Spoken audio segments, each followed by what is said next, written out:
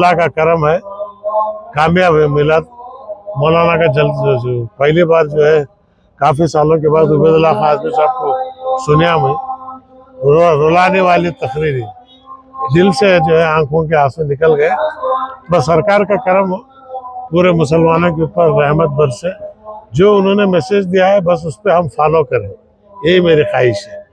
मस्जिद के नमाजी बने और मैदान के गाजी बने। मैं मिलादुन नबी के जश्न में बेंगलोर आया और इस जुलूस से मेरी शिरकत रही।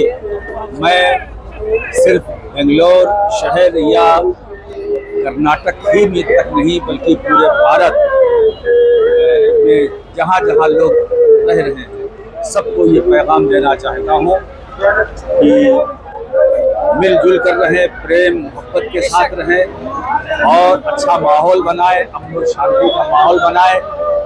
इसलिए कि ये जिसका जश्न है उस नबी की तालीम यही है कि जिस मुल्क में रहो उस मुल्क से वफादारी करो और उस मुल्क में सुलह और सलामती के साथ।